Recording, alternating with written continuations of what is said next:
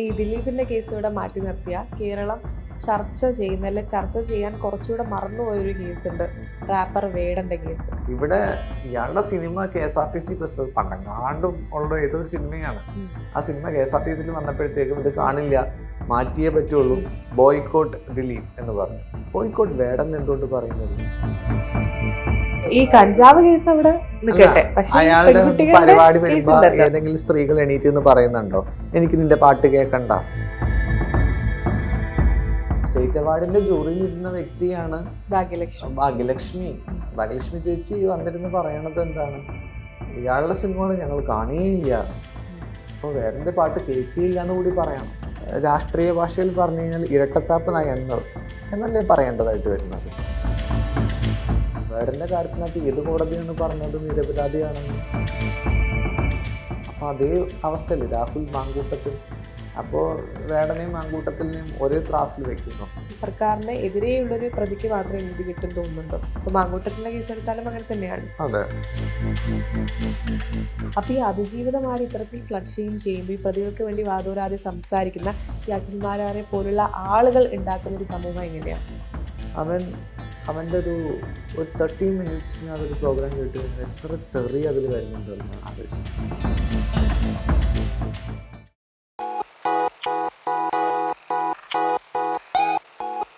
ഈ ദിലീപിന്റെ കേസ് ഇവിടെ മാറ്റി നിർത്തിയ കേരളം ചർച്ച ചെയ്യുന്ന അല്ലെ ചർച്ച ചെയ്യാൻ കുറച്ചുകൂടെ മറന്നുപോയൊരു കേസുണ്ട്, റാപ്പർ വേടന്റെ കേസ്. ഈ കേരള സർക്കാർ അതിജീവിതയുടെ കൂടെയാണ് എന്ന് പറയുമ്പോൾ, അവൾക്കൊപ്പമാണെന്ന് പറയുമ്പോൾ, എന്തുകൊണ്ട് ഈ ഒരുപാട് പെൺകുട്ടികൾ ആക്രമിക്കപ്പെട്ടു എന്ന് പറയുന്ന ഒരാളാണ് വേടൻ എന്ന് പറയുന്നത്, അദ്ദേഹത്തെ എന്തുകൊണ്ട് സർക്കാർ പരിപാടികളിൽ പങ്കെടുപ്പിക്കുന്നു, പാടിപ്പിക്കുന്നു? ഈ കഞ്ചാവ് കേസ് അവിടെ നിൽക്കട്ടെ, അയാളുടെ പരിപാടി വരുമ്പോ ഏതെങ്കിലും സ്ത്രീകൾ എണീറ്റ് എന്ന് പറയുന്നുണ്ടോ എനിക്ക് നിന്റെ പാട്ട് കേൾക്കണ്ട, എനിക്ക് നിങ്ങളുടെ പാട്ടിന്റെ ആവശ്യമില്ല, ഈ പാട്ട് ഓഫ് ചെയ്യണം എന്ന് പറഞ്ഞ എത്ര സ്ത്രീകളെ ഞാൻ ആരും കണ്ടില്ല. അതെന്താണ്? ഇവിടെ ഇയാളുടെ സിനിമ KSRTC ബസ് പണ്ടെങ്ങാണ്ടും ഉള്ള ഏതൊരു സിനിമയാണ്. ആ സിനിമ KSRTCയിൽ വന്നപ്പോഴത്തേക്കും ഇത് കാണില്ല, മാറ്റിയേ പറ്റുള്ളൂ, ബോയ്ക്കോട്ട് ദിലീപ് എന്ന് പറഞ്ഞു. ബോയ്ക്കോട്ട് വേടൻ എന്തുകൊണ്ട് പറയുന്നില്ല? ഈ രണ്ടുപേരും ചെയ്തത്, അതായത് ഇയാൾ തെറ്റ് ചെയ്തിട്ടുണ്ടോ നമുക്കറിയില്ല. Until proven guilty, presumption is innocent ആണ്. ഇവിടെ ഓൾറെഡി ട്രയൽ കഴിഞ്ഞു, ട്രയൽ കോടതി ഗിൽറ്റി അല്ലാന്ന് പറയുകയും ചെയ്തു. അപ്പോൾ നമുക്ക് അയാളെ നിയമപരമായിട്ട് നിയമത്തിന്റെ ഭാഷയിൽ പറഞ്ഞാൽ അയാളെ നമുക്ക് കുറ്റം പറയാൻ പറ്റില്ല. അയാളിപ്പോൾ എന്താ പറയുക, നോട്ട് ഗിൽറ്റി ആണ്. പക്ഷെ വേടൻ അങ്ങനെയാണോ? വേടന്റെ കാര്യത്തിനകത്ത് അണ്ടിൽ പ്രൂവൺ ഗിൽറ്റി, ഇയാള് എന്താ പറയാ, അതായത് കോടതി പറഞ്ഞു. വേടന്റെ കാര്യത്തിനകത്ത് ഏത് കോടതിയാണ് പറഞ്ഞത് നിരപരാധിയാണെന്ന്? ഈ പറയുന്ന ഇദ്ദേഹത്തിന് അവാർഡ്, സ്റ്റേറ്റ് അവാർഡിന്റെ ജൂറിയിൽ ഇരുന്ന വ്യക്തിയാണ് ഭാഗ്യലക്ഷ്മി ചേച്ചി വന്നിരുന്ന് പറയണത് എന്താണ്? ഇയാളുടെ സിനിമകൾ ഞങ്ങൾ കാണുകയില്ല, അപ്പൊ വേടന്റെ പാട്ട് കേൾക്കുകയില്ല എന്ന് കൂടി പറയണം. അല്ലെങ്കിൽ ആ നയം എങ്ങനെയാണ് ശരിയാവുന്നത്? അത് രാഷ്ട്രീയ ഭാഷയിൽ പറഞ്ഞു കഴിഞ്ഞാൽ ഇരട്ടത്താപ്പ് നയങ്ങൾ എന്നല്ലേ പറയേണ്ടതായിട്ട് വരുന്നത്. പിന്നെ കേരളീയം എന്ന് പറഞ്ഞൊരു ഒരു ന്യൂസ് പോർട്ടൽ ഉണ്ടായിരുന്നു, അതിലൊരു ഇന്റർവ്യൂ ഉണ്ട്, അതൊന്ന് കേട്ട് നോക്കണം. ആ പെൺകുട്ടി പറയുന്ന കാര്യങ്ങൾ അതൊന്ന് കേട്ട് നോക്കിയിട്ടുണ്ടെങ്കിൽ അത് അത്രയും ക്രൂവലായിട്ടുള്ള ഒരു വ്യക്തിനെ ഇങ്ങനെ സപ്പോർട്ട് ചെയ്യാൻ പറ്റും. ഇപ്പൊ അടുത്ത പ്രശ്നം എന്താണെന്ന് അറിയാവോ? ഇയാളെ പറ്റി എതിർത്ത് പറഞ്ഞാൽ പറയും ആത്മാലക്ഷ്മി ഉന്നത കുലജാതയാണ്, എന്റെ ജാതിയും മതവും പോലും അറിയില്ലാത്ത, ആദ്യം ഒന്നും അറിയില്ലാത്ത ആൾക്കാരായിരിക്കും പറയാൻ പോകുന്നത്. ഉണ്ടോ ഞങ്ങളുടെ കൂട്ടത്തിൽ പെട്ട ഒരാളെ ഇങ്ങനെ പറയുന്നു, ആത്മാലക്ഷ്മിക്ക് ജാതി വെറി ഉള്ളതാണ് എന്നൊക്കെ പറഞ്ഞു കളയും. എനിക്ക് തോന്നുന്നു ഇങ്ങനത്തെ ഒരു പറയുന്നത് കേൾക്കുന്നോണ്ടാണ് സർക്കാർ പോലും വേടൊപ്പം നിൽക്കുന്നത്. ആളുകൾക്ക് ഇപ്പോഴത്തെ അവസ്ഥ എന്താണെന്ന് വെച്ച് കഴിഞ്ഞാൽ കുറച്ച് പുരോഗമനമായിട്ട് ചിന്തിക്കുന്ന, അതായത് കുറച്ച് ഫേസ്ബുക്കിലും ഇൻസ്റ്റാഗ്രാമിലും എല്ലാം കുറച്ച് ഫോളോവേഴ്സ് ഒക്കെ കൂടുതലുള്ള ആൾക്കാർ എന്തെങ്കിലും ഒന്ന് പറയും, അത് തൊണ്ട തൊടാതെ വീഴുന്നു. അതാണ് മറ്റുള്ളവർ ചെയ്തുകൊണ്ടിരിക്കുന്നത്. സ്വന്തമായ കാഴ്ചപ്പാടോ സ്വന്തമായിട്ടുള്ള ഒരു വ്യക്തിത്വമോ, അതായത് ഇതാണ് ഇതിൻ്റെ അകത്ത് ശരി എന്ന് പറയാനോ ഇപ്പോ വേറൊരു എക്സാമ്പിൾ, ഇപ്പോ ഇയാളുടെ കേസ്, വേടന്റെ കേസിനകത്ത് അയാൾക്ക് ജാമ്യം കിട്ടിയത് പറഞ്ഞത് ഉഭയസമ്മത പ്രകാരമുള്ള എന്ന രീതിയിലാണല്ലോ പറഞ്ഞത്. അപ്പൊ അതേ അവസ്ഥയല്ലേ രാഹുൽ മാങ്കൂട്ടത്തിൽ? മാങ്കൂട്ടത്തിന്റെ കേസും എന്താ പറയുന്നത്? അപ്പോ വേടനെയും മാങ്കൂട്ടത്തിനെയും ഒരേ ത്രാസിൽ വെക്കുന്നു. അപ്പോ എന്താ പറയാ, വേടനെ തേടി പോലീസുകാര് എങ്ങോട്ട് ഓടിയതായിട്ട് എന്റെ അറിവിലില്ല. മാങ്കൂട്ടത്തിനെ തേടി കുറെ ബാംഗ്ലൂരൊക്കെ യാത്ര നടത്തി തിരിച്ചു വന്നു എന്നാണ് കേട്ടത്. അപ്പൊ ഇതൊക്കെ എന്താണ് ഇങ്ങനെ? ഇതൊക്കെ പെർഫെക്റ്റ്ലി ഒരു എന്താ പറയാ, അതായത് ഒരു സ്ത്രീയുടെ അല്ലെങ്കിൽ ഒരു മാനം അല്ലെങ്കിൽ ഒരു അതിജീവിതയുടെ ഒരു നീതി കിട്ടണമെങ്കിൽ ഈ സർക്കാരിന് ഓപ്പോസിറ്റ് ആയിട്ടുള്ള ഒരു പാർട്ടിയിലായിരിക്കണം ആ പ്രതി ഉണ്ടാവേണ്ടത്. അല്ലെങ്കിൽ ഇതുപോലെ വേടനെ പോലെ ജാതി രാഷ്ട്രീയം പറയുന്നവരെ മുറുകെ പിടിക്കുന്ന രീതിയിലാണ് ഇപ്പൊ സർക്കാർ പോകുന്നത്. തീർച്ചയായിട്ടും. അപ്പോൾ അങ്ങനെ നോക്കുകയാണെങ്കിൽ ഒരു സ്ത്രീക്ക് നീതി കിട്ടണമെങ്കിൽ സർക്കാരിന് എതിരെയുള്ളൊരു പ്രതിക്ക് മാത്രമേ നീതി കിട്ടും തോന്നുന്നുണ്ടോ? ഇപ്പൊ മാങ്കൂട്ടത്തിന്റെ കേസ് എടുത്താലും അങ്ങനെ തന്നെയാണ്. അതെ, പക്ഷെ ആ കേസും എന്താ പറ്റിയത്, ദുർബലപ്പെട്ടു പോയില്ലേ? പ്രോപ്പറായിട്ട് വന്നു കഴിഞ്ഞാൽ ഇൻവെസ്റ്റിഗേഷൻ പ്രോപ്പറായിട്ട് നടന്ന് എവിഡൻസ് എടുത്ത് കോടതിയിൽ ഹാജരാക്കി കേസ് പ്രോപ്പറായി വന്നിരുന്നുവെങ്കിൽ ഈ പ്രശ്നങ്ങൾ വരുമായിരുന്നോ? പ്രോസിക്യൂഷൻ പരാജയപ്പെടുകയാണ് ചെയ്യുന്നത്. ഇങ്ങനെ പ്രോസിക്യൂഷൻ പരാജയങ്ങൾ ഏറ്റുവാങ്ങിച്ചുകൊണ്ടിരിക്കുകയാണ് ചെയ്യുന്നത്. എന്നിട്ട് ഞങ്ങൾ അപ്പീൽ പോവുകയാണെന്ന് പറയുന്നതിനകത്ത് ഒരു കാര്യമില്ല. അവസാനം ഇപ്പം എന്താ പറഞ്ഞത്, ക്രിസ്മസ് വെക്കേഷൻ കഴിഞ്ഞിട്ട് അപ്പീൽ കേൾക്കാന്നാ പറഞ്ഞത്. അപ്പോ സ്ത്രീക്ക് നീതി കിട്ടണമെങ്കിൽ ഈ അന്വേഷണ ഉദ്യോഗസ്ഥർ ഉൾപ്പെടെ, നമ്മുടെ പോലീസിൻ്റെ അകത്തെ ഉദ്യോഗസ്ഥർ ഉൾപ്പെടെ, നമ്മുടെ പ്രോസിക്യൂഷൻ ഉൾപ്പെടെ കുറേ പ്രിക്വേഷൻസ് എടുക്കേണ്ടതായിട്ടുണ്ട്, കുറെ പക്വത കാണിക്കേണ്ടതായിട്ടുണ്ട്. ആദ്യം ഒരാളെ സെറ്റ് ചെയ്ത് വെച്ച് ഇതാണ് പ്രതി, ഇയാളാണ് പ്രതി, ഇയാളിലോട്ടേ പോകാൻ പറ്റുള്ളൂ എന്ന് പറയുന്ന ഒരു രീതി അത് ഒരിക്കലും അംഗീകരിക്കാൻ സാധിക്കുന്ന ഒന്നല്ല. അത്തരം അന്വേഷണ രീതികൾ തീർച്ചയായിട്ടും നിർത്തേണ്ടതായിട്ട് തന്നെ ഉണ്ട്. ഈ അതായത് അതിജീവിതയുടെ കേസിൽ ഒന്നാം പ്രതി എട്ടാം പ്രതിക്ക് അയച്ച ഇതാണല്ലോ, അതായത് ലെറ്ററാണ് എല്ലാവരും പറയുന്നത് ആ ലെറ്റർ അയാൾ അയച്ചല്ലോ എന്നാണ്. Dhara Singh versus state of Assam എന്നൊരു കേസുണ്ട്. ആ കേസിൽ മൂന്നാം പ്രതി പറഞ്ഞു ഒന്നാം പ്രതിയാണ് കുറ്റം ചെയ്തത് എന്ന് പറഞ്ഞു. അപ്പോൾ ആ എവിഡൻസിനെ എടുക്കുമോ എന്നൊരു ചോദ്യം, അതൊരു എവിഡൻസ് ആക്കി എടുക്കാമോ എന്നൊരു ചോദ്യം കോടതി ചോദിച്ചു. എടുക്കാൻ സാധിക്കില്ല എന്നാണ് പറഞ്ഞത്. ആദ്യം മനസ്സിലാക്കുക, എവിഡൻസുകളുണ്ട് ഇവിടെ, അതിന് അനുസരിച്ചേ മുന്നോട്ട് കാര്യങ്ങൾ പോവുള്ളൂ. അപ്പൊ പ്രോസിക്യൂഷൻ പിന്നെ നമ്മുടെ അന്വേഷണ ഉദ്യോഗസ്ഥരും കുറച്ച്, അവർക്ക് അന്വേഷിക്കാൻ അറിയാം. അവർ കുറേ, അതായത് നമ്മുടെ കേരള പോലീസ് എന്ന് പറഞ്ഞാൽ കുറേ കാര്യങ്ങൾ ചെയ്തിട്ടുള്ള പൊന്തൂലുള്ള പോലീസാണ്. അവരവരുടെ പഴയ സ്റ്റാൻഡിലേക്ക് വരട്ടെ.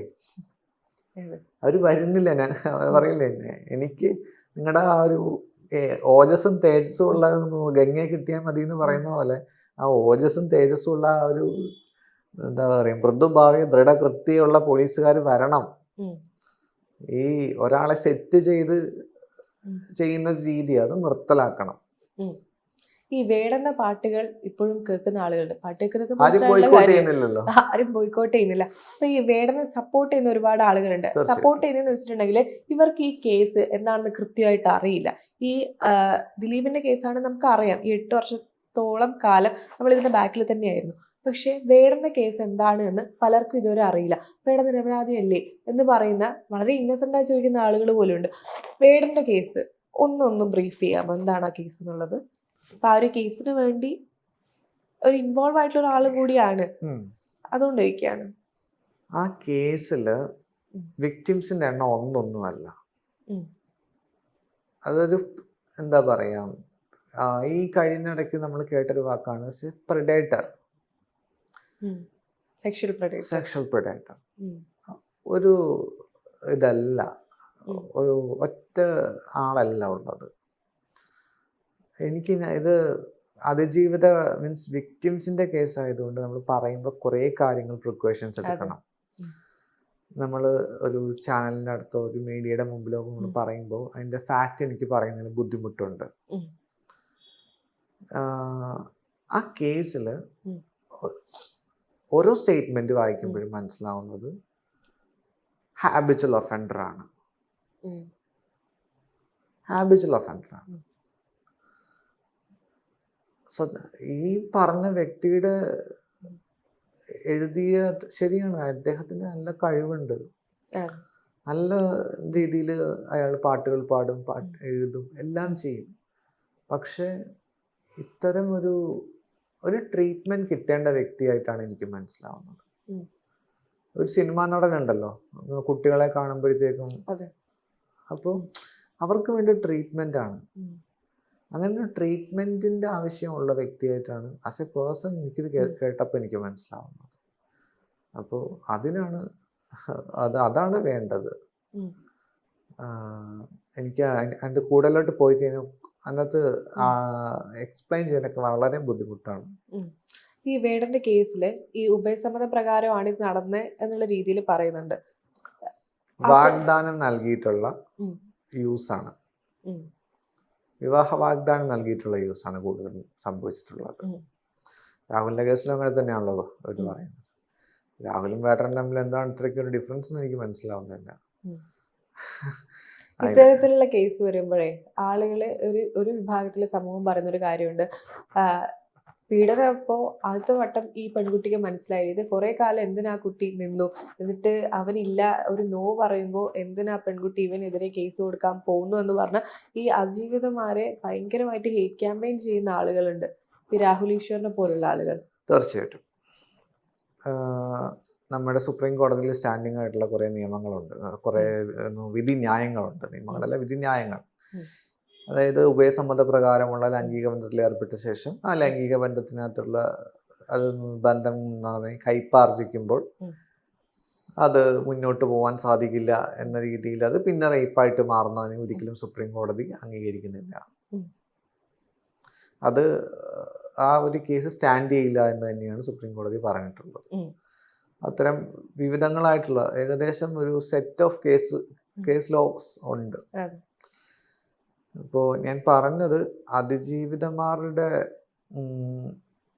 ഈ സോഷ്യൽ മീഡിയയിൽ നടക്കുന്നത് ഹേറ്റ് ക്യാമ്പയിൻ കൂടുതലും ഞാൻ ഡീൽ ചെയ്ത കേസുകളിൽ നിന്ന് എനിക്ക് മനസ്സിലായത് വിവാഹ വാഗ്ദാനം നൽകിയിട്ട് സെക്ഷലി യൂസ് ചെയ്യുന്ന രീതിയാണ്. അങ്ങനെ ചെയ്യുന്ന ആളുകളാണ് ഒരു വിഭാഗത്തിലുള്ളത്. അപ്പോൾ അവർ മുന്നോട്ട് വരുമ്പോൾ ഈ രീതിയിൽ എന്താ പറയാ, സൈബർ അറ്റാക്ക് ചെയ്ത് അവരെ പിന്നോട്ട് അവർക്ക് സമൂഹത്തിന് മുന്നിലേക്ക് വന്ന് പറയാൻ പറ്റാത്തൊരവസ്ഥ വരിക. അതായത് വിവാഹ വാഗ്ദാനം നൽകി പീഡനം അതൊരു ക്രൈം തന്നെയാണ്. ഉഭയസമ്മത പ്രകാരം ഇപ്പം ഞാൻ പറഞ്ഞല്ലോ, അത് ഒരിക്കലും സ്റ്റാൻഡ് ചെയ്യുന്ന കാര്യമല്ല. പക്ഷെ മറിച്ച് വിവാഹ വാഗ്ദാനം നൽകി ആവശ്യമുള്ള കാര്യങ്ങളെല്ലാം കിട്ടിയ ശേഷം ഉപയോഗിച്ച ശേഷം അവരെ വേണ്ട എന്ന് വെക്കുന്ന രീതി അതൊരു ക്രൈമാണ്. അത് തീർച്ചയായിട്ടും ശിക്ഷിക്കപ്പെടേണ്ടതാണ്. ഈ അഖിൽ മാരാരെ പോലുള്ള ആളുകളുണ്ട്, 2 പെൺകുട്ടികളുടെ അച്ഛനാണ്. എന്നിട്ട് ഈ അഖിൽ മാരാരെ പോലുള്ള ആളുകളാണ് ഈ പ്രതികൾക്ക് വേണ്ടി വാതോരാതെ ഇങ്ങനെ സംസാരിക്കുന്ന, അതിജീവിതമാരെ സ്ലട്ട് ഷെയിം ചെയ്തുകൊണ്ട് സംസാരിക്കുന്ന ആളുകളുണ്ട്. അപ്പോൾ ഈ അഖിൽ മാരാർ എന്ന് പറയുന്നത് ഒരു റിയാലിറ്റി ഷോയിൽ വിന്നറായിട്ടുള്ള ഒരാളാണ്. അയാൾക്ക് അത്രയും ഫോളോവേഴ്സ് ഉണ്ട്, ചെറിയ കുട്ടികളടക്കം അതിൽ ഫോളോ ചെയ്യുന്നുണ്ട്. അപ്പോൾ ഇയാൾ പറയുന്നത് ഇപ്പം നേരത്തെ പറഞ്ഞ സോഷ്യൽ മീഡിയയിൽ ഒരാൾ വന്ന് പറയുമ്പോൾ അത് തൊണ്ടകൊള്ളാതെ വിശ്വസിക്കുന്ന ആളുകളുണ്ട്. അപ്പോൾ ഈ അതിജീവിതമാരെ ഇത്തരത്തിൽ സ്ലട്ട് ഷെയിം ചെയ്യുമ്പോൾ ഈ പ്രതികൾക്ക് വേണ്ടി വാതോരാതെ സംസാരിക്കുന്ന ഈ അഖിൽ മാരാരെ പോലുള്ള ആളുകൾ ഉണ്ടാക്കുന്ന ഒരു സമൂഹം എങ്ങനെയാണ്? വളരെ അപകടകരമാണ്. ഞാൻ ആദ്യമേ തന്നെ പറഞ്ഞല്ലോ, നമ്മുടെ ഇപ്പൊ വേറൊരാളുണ്ട്, ഒരു അതായത് ലൈവായിട്ട് സ്ട്രീം ചെയ്യുന്ന ഒരു പയ്യൻ, എന്താണ് തൊപ്പി. അവൻ്റെ ഒരു 30 മിനിറ്റ്സിനകത്തൊരു പ്രോഗ്രാം കേട്ട് കഴിഞ്ഞാൽ എത്ര തെറി അതിൽ വരുന്നുണ്ടെന്ന് ആലോചിച്ചു. അതൊന്നും കണ്ടിട്ടില്ലേ? റീൽസ് എത്ര തെറിയാണ് അതിൽ പറയുന്നത്. ഇത് കേൾക്കുന്ന കുട്ടികളാണ്. അതുപോലെ തന്നെ ഇപ്പോൾ ഈ പറയുന്ന വ്യക്തി, അദ്ദേഹത്തിന് നല്ല ഫോളോവേഴ്സ് ഉണ്ട്. അപ്പം ഇവർ പറയുന്ന കാര്യങ്ങൾ, ഇയാൾ ഇത്രയും വലിയ ആളല്ലേ, ഇയാൾ പറഞ്ഞ കാര്യം ശരിയാണ് എന്ന രീതിയിൽ ഒരു എന്താ പറയുക, അങ്ങനെ ഒരു പ്രൊപ്പഗാൻഡ അല്ലെങ്കിൽ ആ രീതിയിൽ ഒരു ചിന്ത ഉണ്ടാവും എന്നുള്ളത് വളരെ അപകടകരമായ കാര്യം തന്നെയാണ്. അത് നമുക്ക് നിർത്താൻ നമുക്ക് സാധിക്കില്ല. എന്താണ് കാരണം എന്ന് ചോദിച്ചു കഴിഞ്ഞാൽ നമ്മുടെ സോഷ്യൽ മീഡിയ ആ രീതിയിൽ വളർന്നു കഴിഞ്ഞു. ഇപ്പോൾ ഒരു വ്യക്തി എന്ത് പറയുന്നു എന്നുള്ളത് അത് ആളുകളെ മാനിപ്പുലേറ്റ് ചെയ്യാൻ തീർച്ചയായിട്ടും ഇതുകൊണ്ട് സാധിക്കും. ഈ എന്താ പറയുക, ബോയ്ക്കോട്ട് ക്യാമ്പയിൻസ് പോലുള്ള കുറെ ക്യാമ്പയിനുകൾ വരുമ്പോൾ, ഇന്നലെ എൻ്റെ ഒരു ഫ്രണ്ട് എന്നോട് പറഞ്ഞതാണ്, ഇന്ന ആള് ബോയ്ക്കോട്ട് ക്യാമ്പയിൻ ഇട്ടിട്ടുണ്ട്, ഞാനും ഇടാൻ പോവാ. അപ്പൊ സ്വന്തമായിട്ട് അവരുടെ തലച്ചോറ് ഉപയോഗിച്ചുകൊണ്ട് അവരത് അതിനകത്ത് തെറ്റും ശരിയും മനസ്സിലാക്കാൻ നിൽക്കുന്നില്ല. അവര് ചെയ്തു, നമ്മളും ചെയ്യണം. ഇന്ന് ഒരു ഇറങ്ങിയിട്ടുണ്ട്, അതായത് ഇത്ര ആളുകളാണ് അതിജീവിതനെ സപ്പോർട്ട് ചെയ്തത്. അതിജീവിതയുടെ സപ്പോർട്ട് ചെയ്ത ആളുകളുടെ എണ്ണം ഈ ഫേസ്ബുക്ക് പേജ് ഷെയർ ചെയ്താൽ മാത്രമാണ് സപ്പോർട്ട് ആവുന്നു എന്ന് ചിന്തിക്കുന്നത്. നിങ്ങൾ എന്തുകൊണ്ട് ജീവിതക്കൊപ്പമാണ് അവൾക്കൊപ്പമാണെന്ന് സ്റ്റോറി ഇട്ടില്ല, അതൊക്കെയാണ് ഇതിനകത്ത് എനിക്കതൊന്നും ആസ് എ പേഴ്സൺ എനിക്ക് അംഗീകരിക്കാൻ പറ്റാത്ത കാര്യമാണ്. കാരണം ഞാൻ എന്ന വ്യക്തി ഇന്ന് രാവിലെ മുതൽ 9 മണിക്ക് ഓഫീസിലെത്തി 4 കേസുകൾ ഹൈക്കോടതിയിൽ പറഞ്ഞ് 1 കേസ് പറവൂർ കോടതിയിൽ പറഞ്ഞ് ശേഷം ഉള്ള ആ 1 മണിക്കൂർ നമ്മൾ സംസാരിക്കുന്നു. ഇതിൻ്റെ ഇടയിൽ ഇൻസ്റ്റാഗ്രാം പേജ് എടുത്തിട്ട് ഒരു ലൈവ് പോകാനോ അല്ലെങ്കിൽ ഇൻസ്റ്റാഗ്രാമിൽ കുറേ കാര്യങ്ങൾ എഴുതി പിടിപ്പിച്ചിടാനോ ഉള്ളൊരു സമയം എനിക്ക് കിട്ടിയിട്ടില്ല. അപ്പോൾ ഈ പറഞ്ഞ അല്ലെങ്കിൽ എന്താ പറയുക, ഈ പറഞ്ഞൊരു പോസ്റ്റ് വന്നിട്ടുണ്ടോ എന്നുള്ള കാര്യം നമ്മൾ ചിലപ്പോൾ അറിയുന്നത് ട്രാവൽ ചെയ്യുന്ന സമയത്ത് എന്തെങ്കിലും സ്ക്രോൾ ചെയ്ത് നോക്കുമ്പോഴായിരിക്കും അറിയുന്നത്. സ്വന്തമായിട്ട് ഡ്രൈവ് ചെയ്യുന്നത് കൊണ്ട് അതും എനിക്ക് പറ്റില്ല.